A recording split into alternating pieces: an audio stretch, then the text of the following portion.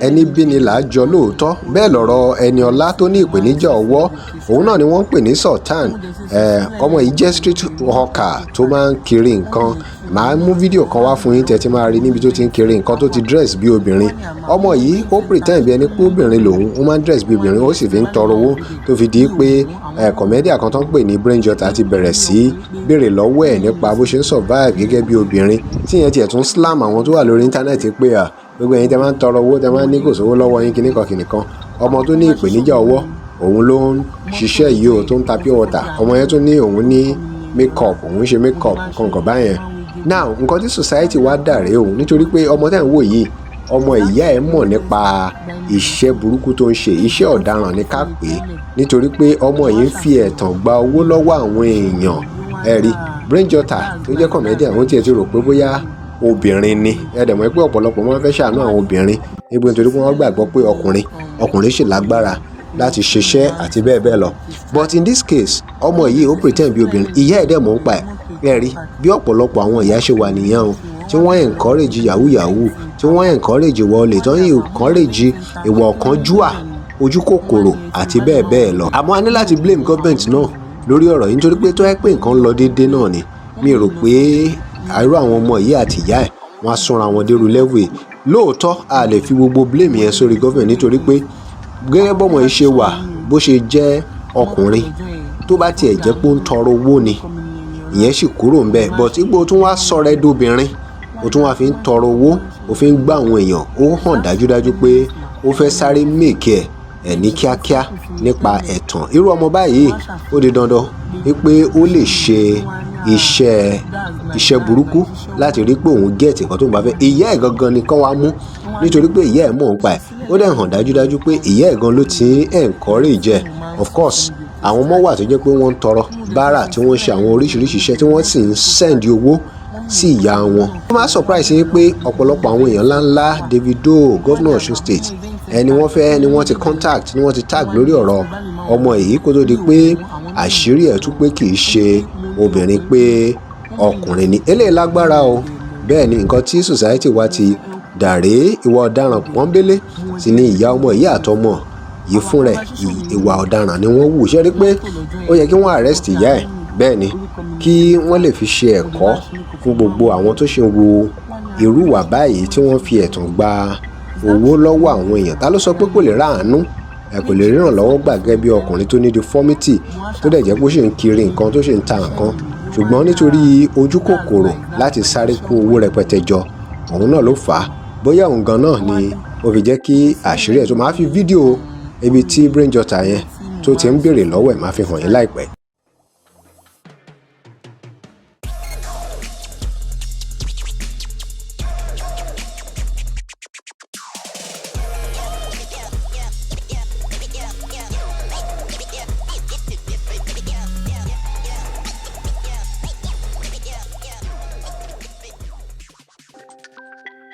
Welcome to DIGINAIJA. Remember to like, share and follow us. Ẹ wo fídíò ibi tí brainjota ti praise ẹ̀ tó ń yìn pé òkúṣẹ́ abẹ́ ẹ̀rọ ọmọ yìí, ẹ wo ọmọ yìí bó ṣe ń tọrọ pẹ̀lú ọwọ́ tó ń dùn àti bẹ́ẹ̀ bẹ́ẹ̀ lọ. Ẹ wo fídíò yìí.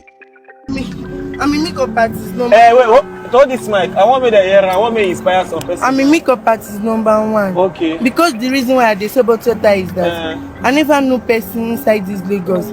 I came from Ọ̀ṣun state. Which time you call Lagos? Like. Well, I say how much I no get time now. Why I dey ask you now? Cause we dey rush. We wan go. Okay. How much I will give you now? May you no sell pure bottle water again. Like okay. this, like this. If I buy all those my equipment how for much makeup. for your equipment for makeup? I don't know the amount. You don't know the amount. Ẹ wo iye tí ọmọ yìí ń dá ẹ̀ tó ní 400,000 lóòótọ́ ó ti mọ iye tí wọ́n ń ta gbogbo àwọn ilé àmọ́ òun gbọ́gbọ́n fúnra ẹ̀ ti múra dání ó ti mọ iye owó tí ó máa need.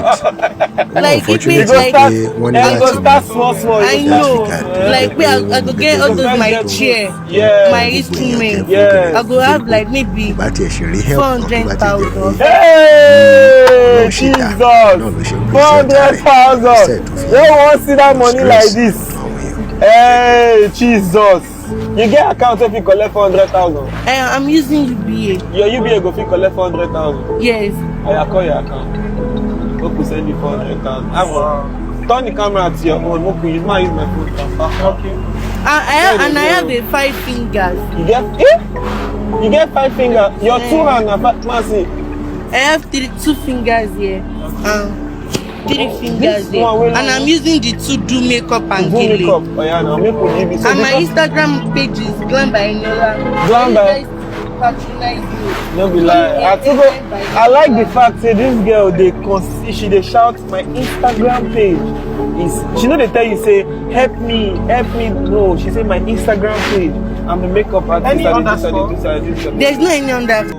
ẹ rí pé ẹnu ọmọ yìí mú dáadáa ẹ wo bó ṣe ń sọ̀rọ̀ ẹni tó bá observe dáadáa rí pé fact ó ti ní gbogbo plans ẹ̀lẹ́ àtòun àti ìyá ẹ̀ I'm very sure pé ìyá ẹ̀ gan wà lára àwọn tó ń bá plan after I brought everything I will now make video to social media. Yes. I will not tell people that you know me.